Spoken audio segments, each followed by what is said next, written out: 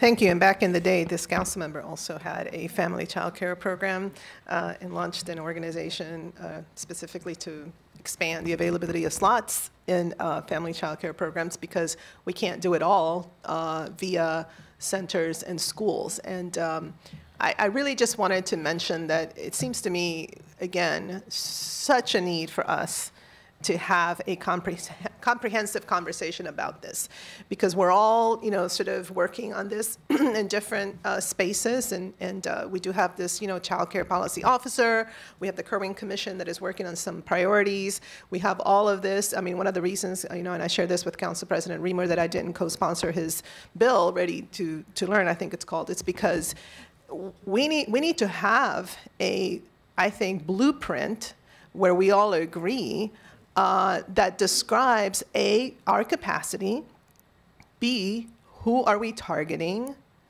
and C, what is the most strategic use of our very limited resources. As it was just mentioned, I mean, we have a lot of strains in our budget right now. So, I mean, I am the first one to want to jump on an extraordinary initiative to, relieve the need for quality pre-K and childcare in our communities. But I am not going to, just go and propose something without first understanding, do we have the slots specifically located in areas where we have the most need? We have to do that, guys, because our budget right now is it's under a lot of stress. And so I really would like to propose that we take time, Mr. President, and schedule, and maybe it has to be a full council, at least conversation about all the different proposals that are out there. Where are we currently? What is the current state in Montgomery County? And that's why, again, we passed this bill with a, high-level policy officer, et cetera, MCPS.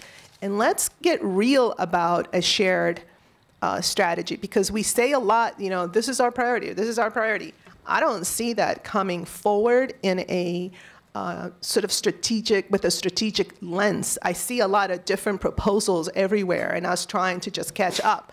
And so, so I just offer that because, I just don't have the patience to really just, to say that I did something and not think it through, and then we're not able to really fulfill the needs that we're trying to chase. So I would request that because, again, I think we're nearing a point where there might be some really good recommendations coming out, but I don't feel like we're on the same page in terms of what does that shared goal really is. And given our limited resources, I think it's a shame. So, I